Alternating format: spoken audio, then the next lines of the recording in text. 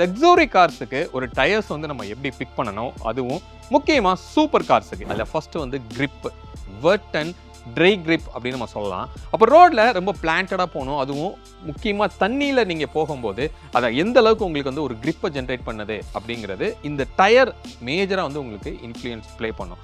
அடுத்தது ஹேண்ட்லிங்.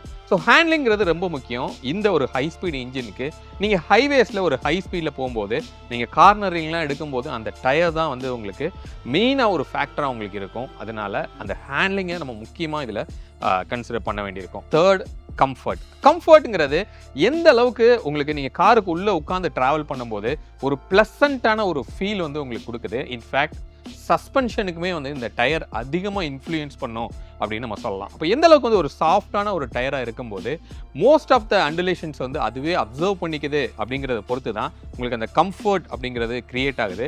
அப்போ அந்த கம்ஃபர்ட்டுக்கும் இந்த டயர் அப்படிங்கிறது ரொம்ப முக்கியமான விஷயம். அடுத்தது நாய்ஸ். ரோட் நாய்ஸ் அப்படிங்கிறது ஒரு மேஜரான ஃபேக்டர்.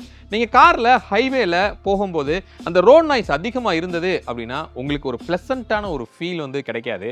அதுக்காகவே நம்ம வால்யூமை ரைஸ் பண்ணிவிட்டு நம்ம ஆடியோ கேட்டுட்டு போவோம். அப்படிலாம் இல்லாமல் ரோட் நாய்ஸ் வந்து கம்ப்ளீட்டாக சப்ரஸ் ஆகணும் அப்படின்னா அதுக்கும் இந்த டயர் அப்படிங்கிறது ஒரு மேஜரான இன்ஃப்ளூயன்ஸாக அவங்களுக்கு இருக்கும். டியூரபிலிட்டி அப்படின்னு நம்ம சொல்கிறோம். அதாவது இந்தியன் ரோட்ஸில் அப்ஸ் அண்ட் டவுன்ஸ் இருக்கிற ரோட்ஸு, ரொம்ப ரக்கடாக இருக்கிற ரோட்ஸு, பாட்ஹோல்ஸ் இருக்கிற மாதிரியான ரோட்ஸ்க்கு இந்த டியூரபிலிட்டி அப்படிங்கிறது ரொம்ப முக்கியமாக நம்ம பார்க்குறோம்.